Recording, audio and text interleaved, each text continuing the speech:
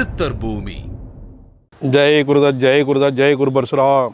வெற்றிவேல் முருகனுக்கு அரோகரா, ஆறுவடை முருகனுக்கு அரோகரா. எங்களுக்கெல்லாம் இந்த ஏஎல்பி ஜோதிடத்தை எங்களுக்கு நல்கிய பொதுவுடை மூர்த்தி ஐயா அவர்களுக்கு வணக்கம். அவருக்கு என் சார்ந்த நன்றியை தெரிவித்து கொண்டு இந்த பதிவை உங்களோடு பகிர்ந்து கொள்கிறேன். வெற்றி அப்படின்னா என்ன? வெற்றி எதுக்கு மனிதனுக்கு வேணும்? இந்த சமுதாயத்தில் இருக்கக்கூடிய வெற்றி என்ன? ஆன்மீகத்தில் இருக்கக்கூடிய வெற்றி என்ன? ஜோதிடம் சொன்ன வெற்றி என்ன? அப்போ இந்த ஆன்மீகத்தில் இருக்கக்கூடிய வெற்றியை பற்றி இரண்டாவது நம்ம பார்ப்போம். இந்த சமுதாயத்தில் இருக்கக்கூடிய வெற்றி என்ன? சமுதாயத்தில் என்ன தீர்மானிக்கப்படுது அப்படின்னா, வெற்றி அப்படின்னா காலத்துக்குள்ளே செய்யணும், அது அளவில் செய்யணும். அதாவது ஒரு ஓட்டப்பந்தய வீரர் ஓடுறாரு அப்படின்னா ஒரு 1000 மீட்டர் ஓடணும்.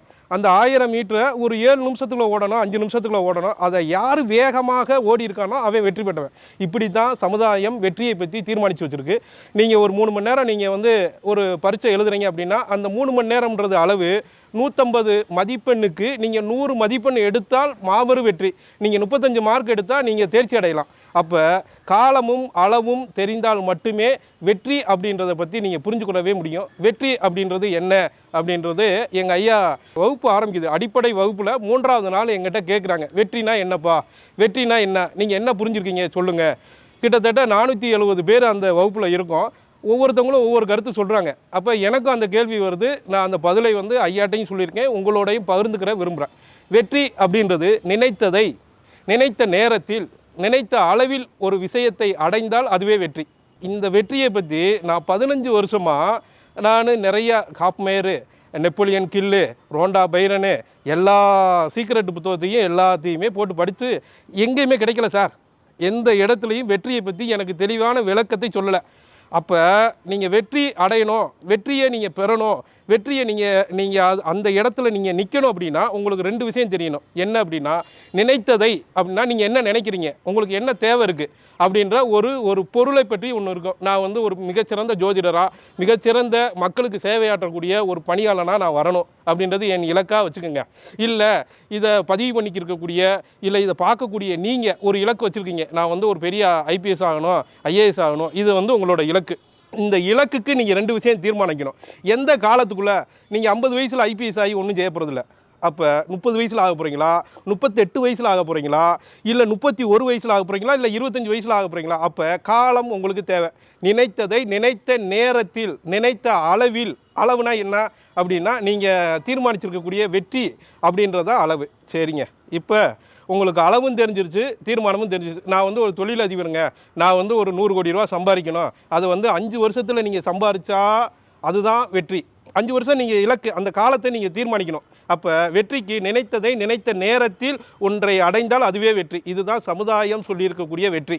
இந்த அவுட்டு உங்களுக்கு வரணும் அப்படின்னா இன்னும் ஏதாவது கொடுக்கணும்ல.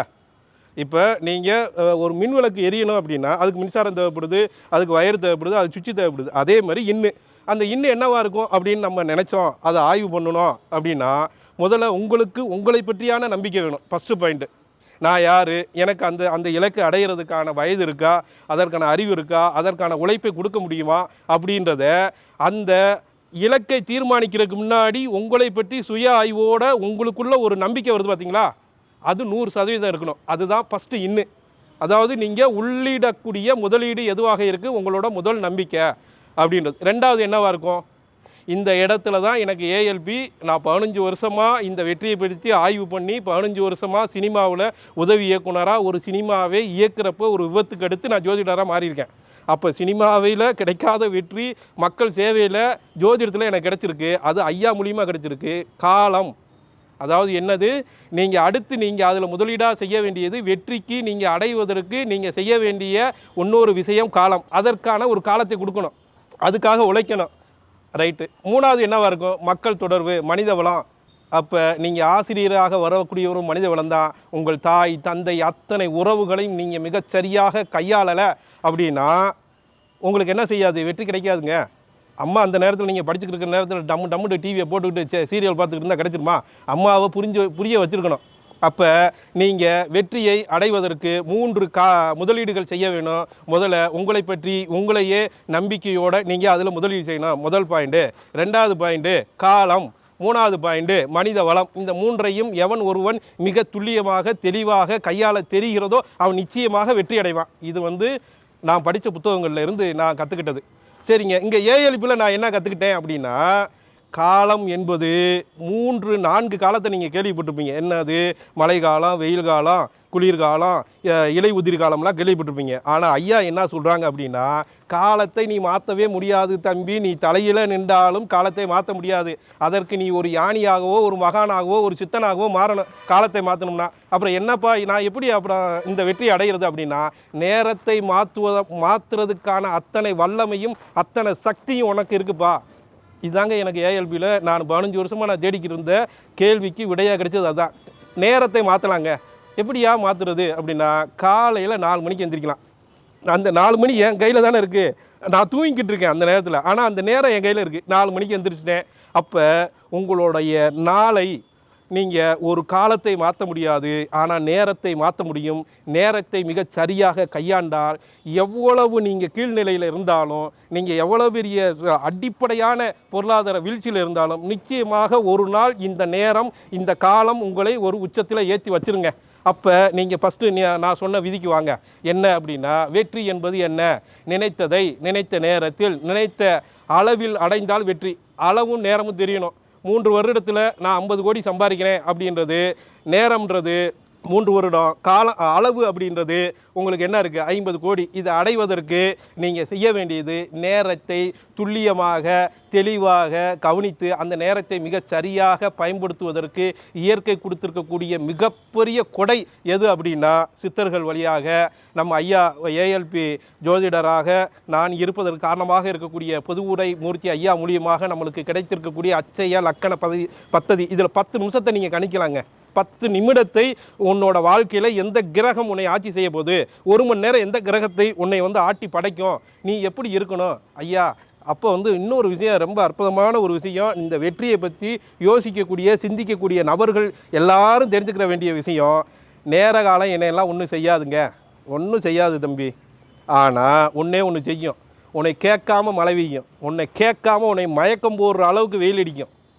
இது 2 நீ கண்ணில் பார்க்குற. அப்போ ராகுவோட கதிரையோ கேதுவோட கதிர்களையோ நீங்கள் சந்திரனோட அலைவரிசையோ உன்னால் உணர முடியல அப்படின்றதுக்காக நீ என்ன சொல்கிறீங்க, இந்த காலம் என்ன செய்யும், நேரம் என்ன செய்யும், எனக்கு இந்த இயற்கை என்ன செஞ்சிடும் அப்படின்ட்டு நீங்கள் நினைக்கிறீங்க. ஆனால் நீங்கள் நினைக்க வேண்டிய ஒரே ஒரு விஷயம், அதிகப்படியான வெயில் எப்படி உங்களுக்கு மயக்கத்தை தருதோ, அதிகப்படியான மழை எப்படி உங்களுக்கு காய்ச்சலை தருதோ, உங்களுக்கு ஒரு குளிரை தருதோ, அதே போல் 9 கிரகங்களும் உங்களை சுற்றி ஏதோ ஒரு ரசாயன மாற்றத்தை உங்களோட ஒவ்வொரு செல்களிலையும் ஒவ்வொருட டிஎன்ஏலையும் ஏற்படுத்திக்கிட்டே இருக்குது. அதன் விளைவாகத்தான் நீங்கள் என்ன செய்கிறீங்க, சிந்திக்கிறீங்க.